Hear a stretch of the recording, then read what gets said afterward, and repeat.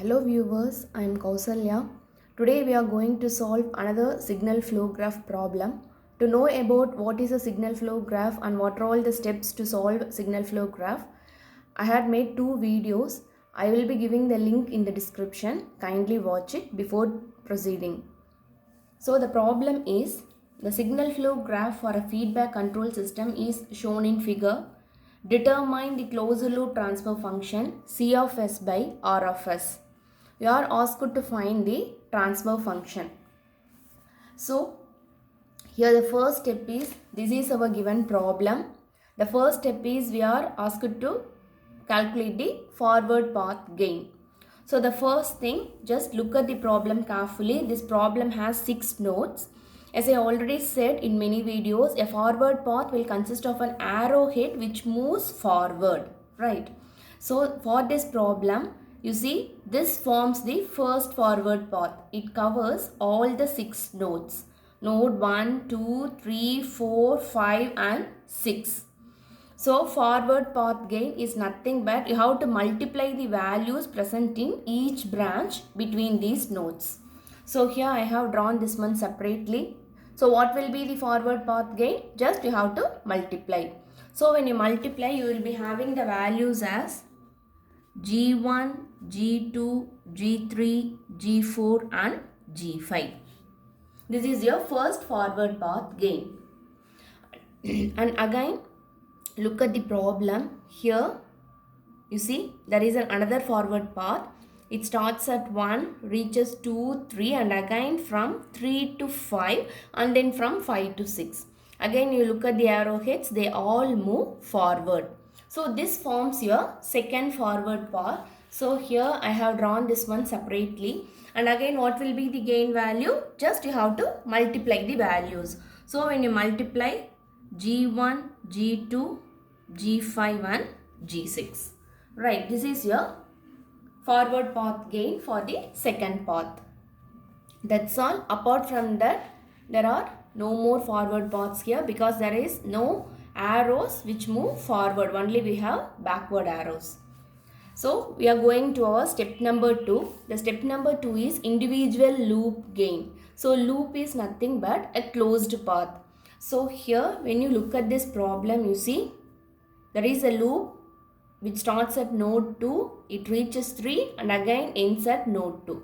So this forms our loop 1 and again this is also another loop and again this is also another loop, right? And apart from these 3 loops, there is another loop. You see here it starts from 3, reaches 5 and again from 5 to 4 and from 4 to 3. So totally we are having 4 loops.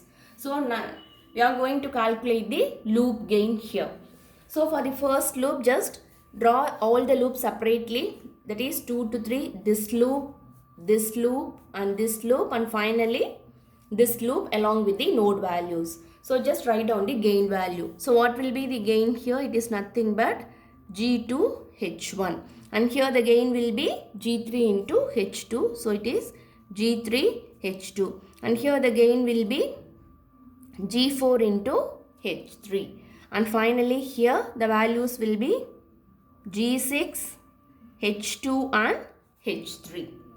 Alright, so this is our step number 2 and step number 3 is gain product of 2 non-touching loops. So here we have to find what are all the pairs that are available forming a non-touching group. So here just consider first loop, it has nodes 2 and 3. Just compare this loop with the other loops and you have to find the loop which don't have these 2 nodes, that is 2 and 3. So just take this loop, compare with this one. So here nodes 2 and 3 are present and here 3 is present. So we can't take this. Now take this one, here 2 and 3 and here 4 and 5. Okay, they don't have a common nodes. So these two form a pair of non-touching loops. And the next one is, and again here when you compare this loop with this one, you see here node 3 is present, here also node 3 is present. So we cannot take this one. So this is our first pair of non-touching loops. So here I have drawn this one separately. And again check Again this loop, it has 3 and 4. Here also node 3 is present, here node 4 is present, here both are present. So this combination is not possible. Again when you take this one 4 and 5, just compare. Here 4 and 5 and here 2 and 3. This combination I had already drawn. So compare this with this. Again node 4 is present, and you compare this one with this one. Again node 4 and 5 are present, right? So this is the, therefore only one possible combination of non-touching loops are present. So just calculate its gain. So here G2H1. So G2H1 multiplied by G4H3.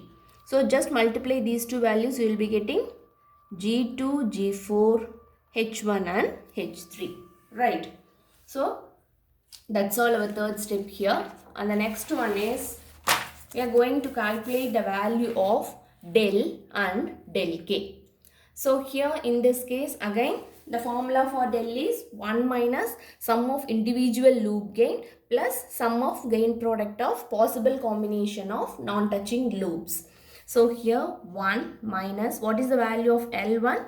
So here I had written the values, that's it. So G2H1 plus G3H2 plus G4H3 plus G6H2H3 plus, and what is the value of M1? That is gain product of the pair of non-touching loops. So the value is here. So G2, G4, H1 and H3. Again when you bring this negative sign inside, so you will be having 1 minus G2H1 minus G3H2 minus G4H3 minus G6H2H3 plus G2, G4, H1 and H3. So this is your value of del. Right. And the next thing is, this is our last step. We are going to find the transfer function. Sorry, before that we need to calculate del 1 and del 2. So here for this problem I am having two forward path. So I need to calculate del 1 for del 1 and del 2. Right. So when you consider del 1, that is when you consider your first forward path. So this is your first forward path, right? And this forward path covers all the nodes. So here the value of del 1 will be nothing but del 1 will be equal to 1. So del 1 is equal to 1 here. Again now consider your second forward path. So here when you consider your second forward path, you see here this node 4 is free. Now check from the problem, is there any possible loop formed with the node 4, that is individual loop which should not touch nodes 3 and 5. So here there are no possible combinations like that. So the value for del 2 will be again 1. So here the value of del 2 is again written as 1. Right. So here now I am going to substitute the values. So 1 by del, here I am having two forward paths. So the values will be P1 del 1 plus P2 del 2. So here what is the value of P1? This is the gain of your first forward path. Now I am going to substitute the values here. So you will be having G1, G2, G3, G4, G5. Del 1, the value of del 1 is 1. So into 1 plus again P2. What is P2?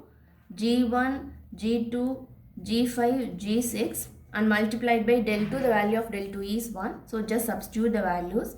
Whole divided by del. What is the value of del here? 1 minus G2H1 minus G3H2 minus G4H3 minus G6H2H3 plus G2, G4, H1, H3.